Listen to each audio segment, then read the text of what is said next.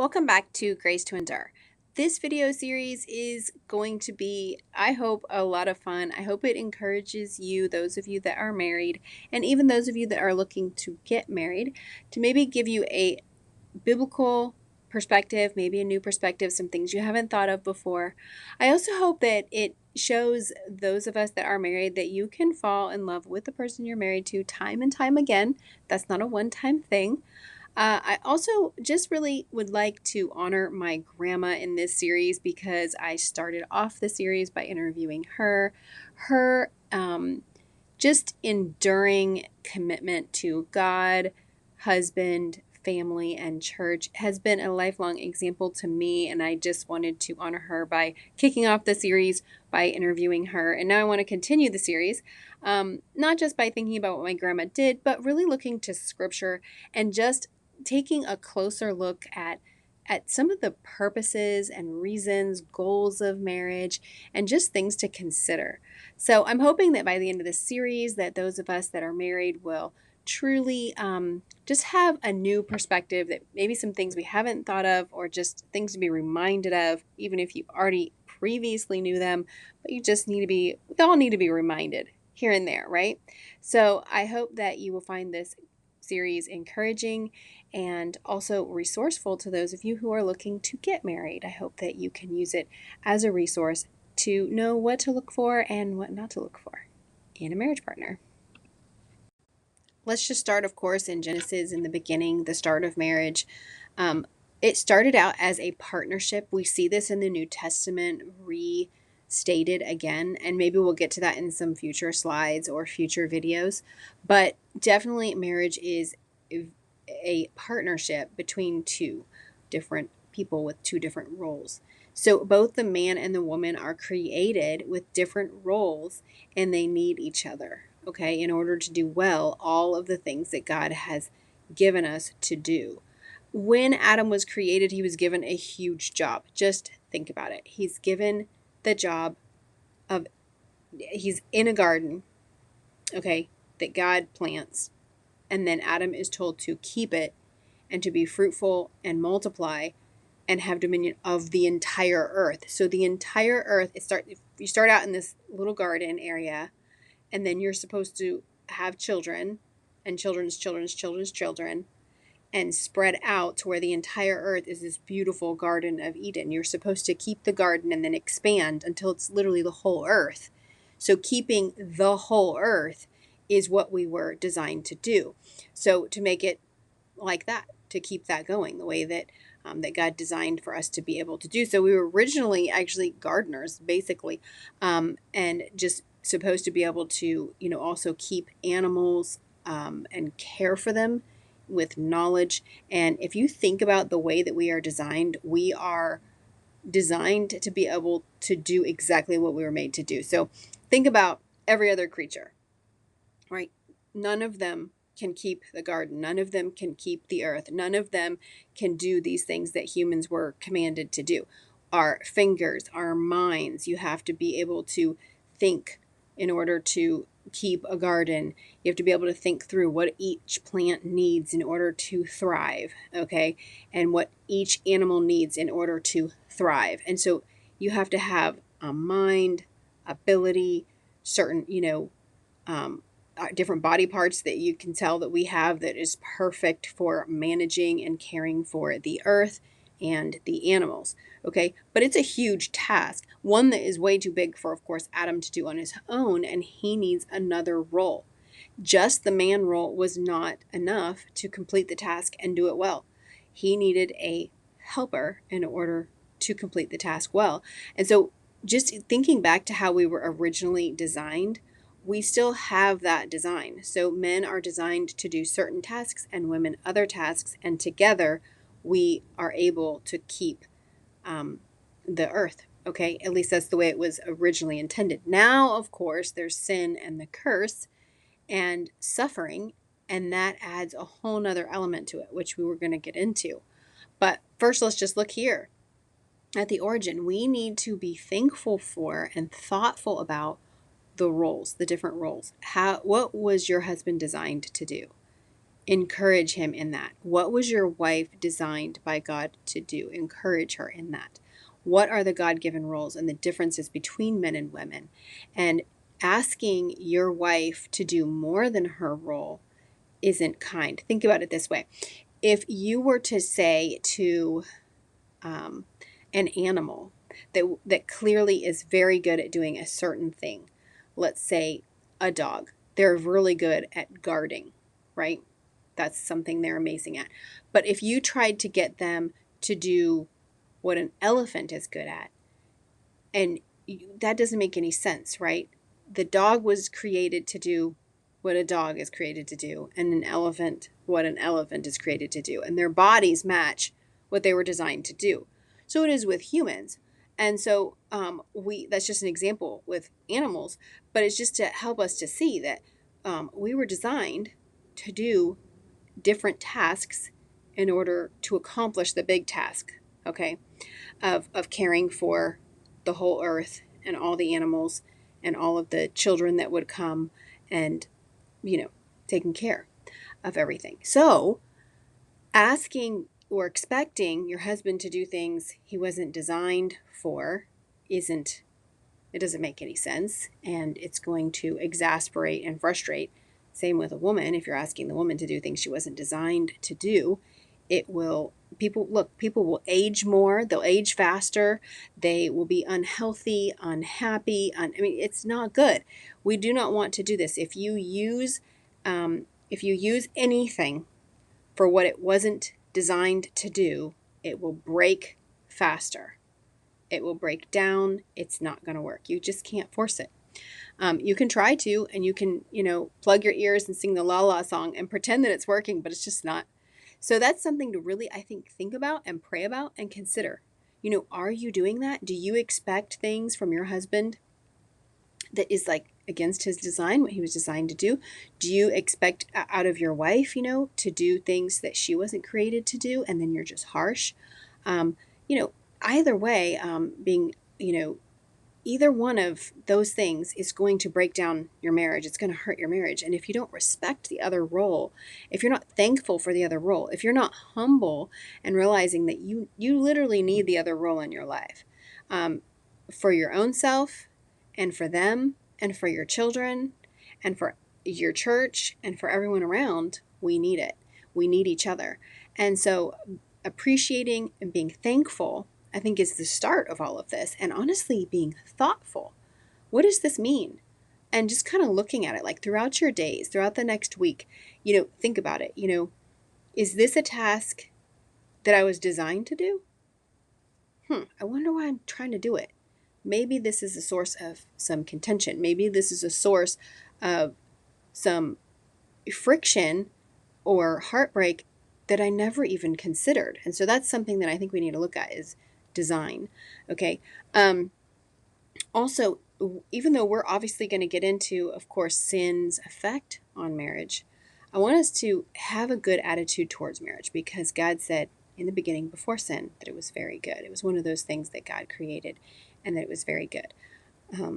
Regardless of the effects of your sin, their sin, and the curse and suffering, marriage is good.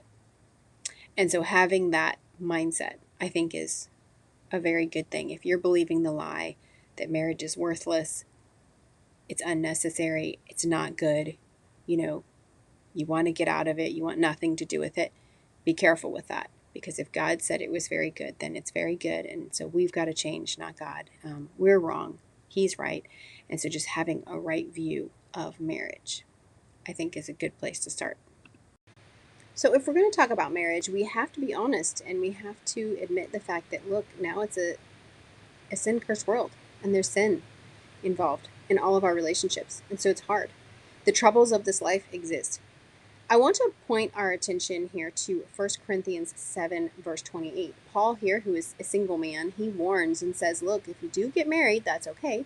But remember, you're going to have the trials and the troubles of this life, and I'm trying to spare you from it. We see that Jesus talks about this in Matthew 19. I think it's verse 10 and 11, if I remember correctly. And he's saying to his disciples, look, not very many people can stay single. And also, of course, you would have to, if you're going to be staying single, like Paul did, you would have to be staying morally excellent. So both the thoughts of your mind and the words of your mouth and the actions with your body need to not include sexual immorality of any kind, even things like pornography, right? And so that's a hard thing. And most people cannot accept that. And that's what Jesus says. So if you're not in the category with Paul, then it's okay. Go ahead and get married. But how are we going to enjoy marriage when there's the troubles of this life? And what do they all consist of? They consist of these three things: the sin cursed world, the cursed world, that is, sin and suffering. So the cursed world just means like everything's breaking down, everything's decaying, everything needs fixing. Like you buy a house and there's all these things that you have to do to maintain it well. And that causes pressure and difficulty and sometimes arguments. And there's so much, right? And then there's sin. Both you and the person you marry, you're sinners. And the kids you have, they're sinners. It's a house full of sinners, right? So that causes even more trouble. So, and it's not just the one who sins first, it's the one who reacts sinfully. Now we're both sinning, right?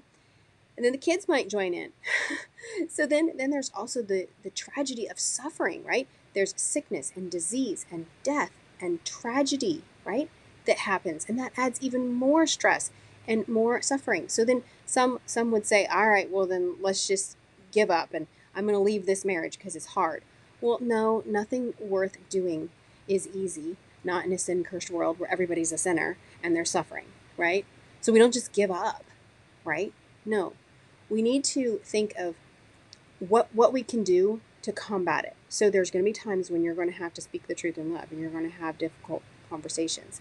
But lay those aside, put those aside, and then do something pleasant with that same person, whether it's your husband or wife, or your children, or your friends, or church family, right? Learn how to find a way to set aside something and go do something enjoyable with that person if at all possible. Sometimes they don't want to. But try to do that. And in marriage, this can be a very helpful thing. Do something with your husband or wife that is something that you do enjoy. And you might be able to say something like, yeah, this part over here, we just cannot see eye to eye. And this part of our marriage, it's kind of disappointing. But this part over here is amazing.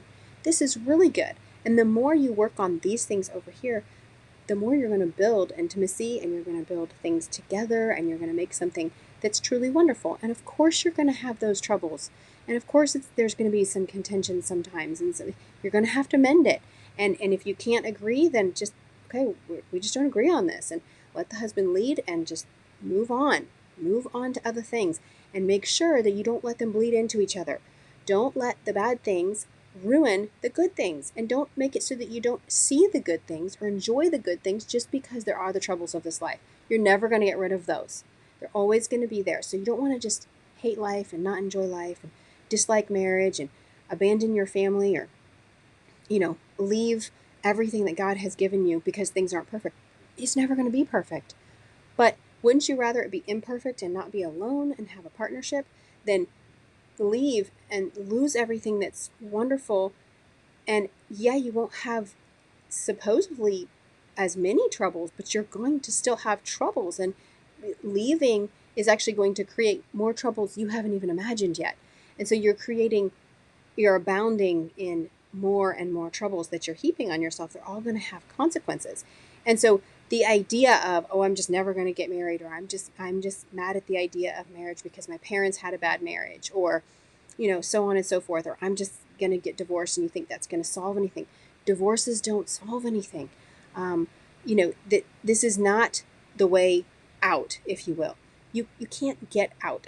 While we're living on this earth, there's going to be the curse. There's going to be sin. There's going to be sinful reactions to sin, and there's going to be suffering.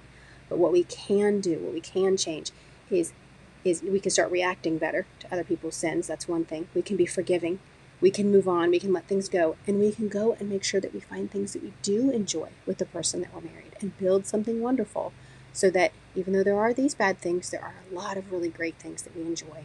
And so I hope that's helpful. I hope that can help you to enjoy your marriage, even though, of course, there's the troubles of this life. Let's look at 1 Peter 3:7, because it really has a very similar way of describing marriage as we just saw in Genesis. So, of course, now we're much further in history, and there is definitely sin and suffering, and the curse is here when we're talking about New Testament times when this was written, but still we see some of the same themes. The first thing that I have underlined here is partners, that we are partners, and also co-heirs of the grace of life. So we who are, if you're married to a Christian, you are both going to inherit the earth, and we are going to rule and reign together on the earth. So each person, both the husband and the wife, are both co-heirs. They're both important, and so we should treat each other as both equally as important. So that's one thing. Then I also wanted to show different versions because I thought that they kind of explained it a little bit better. In the ESV, it just says the weaker vessel. So the woman understand that the woman has a different vessel.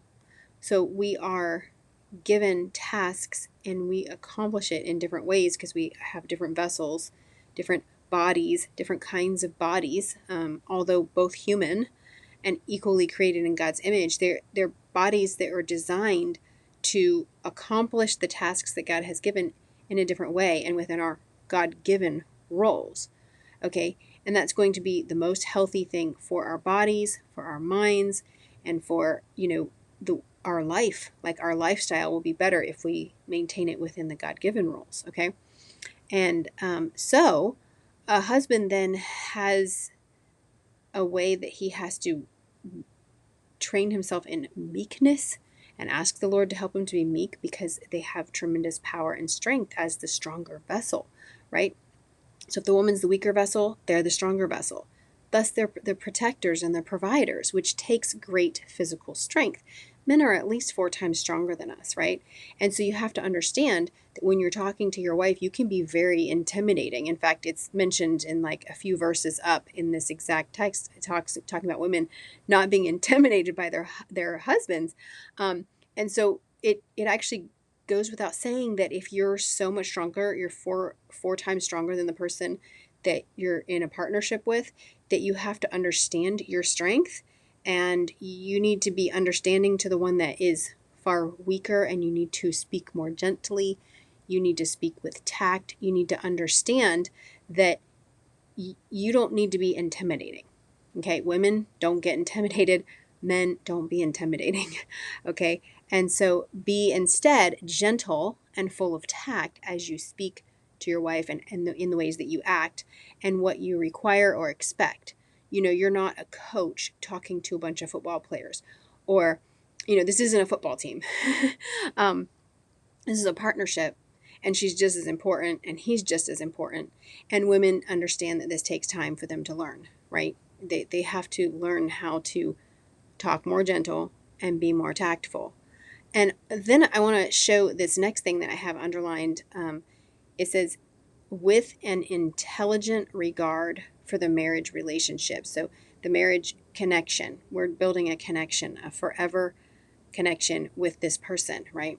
And so you are wanting to build a relationship, and a marriage relationship should be regarded very highly.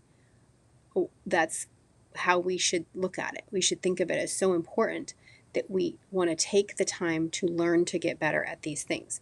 So this actually calls into question your intelligence level if you do not do these things.